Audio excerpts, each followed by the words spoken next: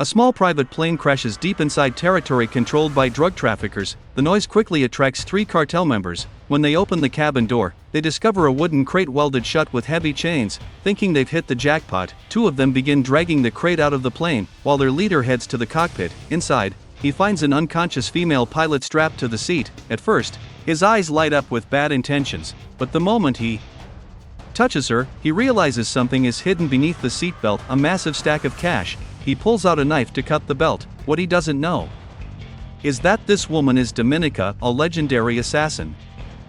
Even the leader of the German mafia once died by her hands. Outside, the 2 gang members struggle to break open the chained crate. One of them walks toward the truck to grab tools. Suddenly, he hears a strange noise behind him. When he turns around, his partner is already dead. Before he can escape, a gun is pressed against his back. It's Dominika. She disarms him, forces him to load the heavy crate into the pickup truck, then calmly eliminates him. That's for shooting me down.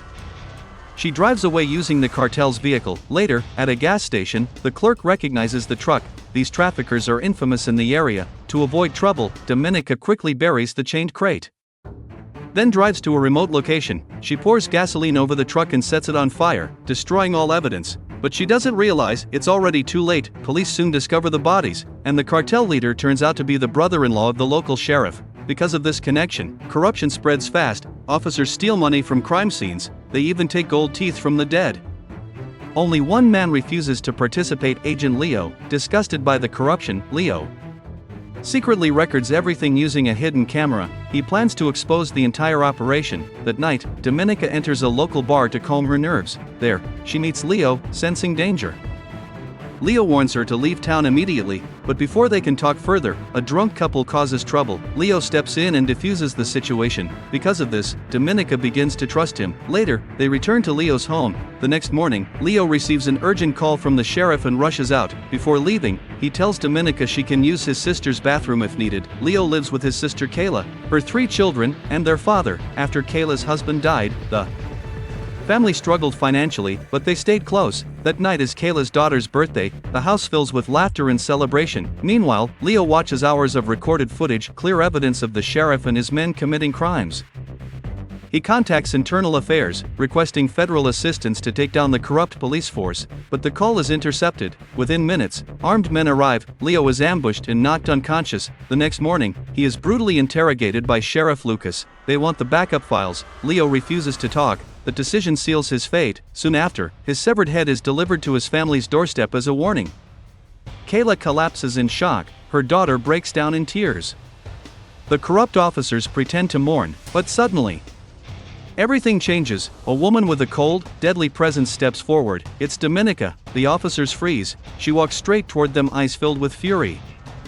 At the same time, the police discover Leo's hidden backup computer. Just as they prepare to escape, a gunshot slams into the fence beside them, and the real revenge is about to begin.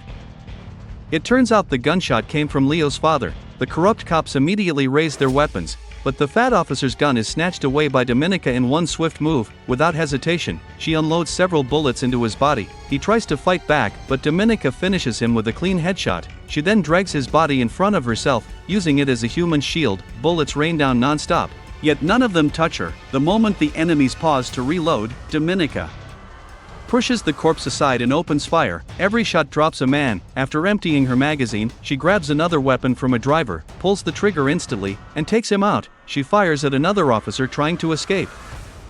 He manages to get away, but this was already part of her plan. Turning back, Dominika retrieves the laptop containing Leo's backup evidence from the car. Looking at Leo's severed head lying at the door, she stands there in silence, unsure what to say. Meanwhile, the escaped officer reaches Sheriff Lucas and tells him that all his men are dead. Lucas explodes in rage, calling his subordinates useless.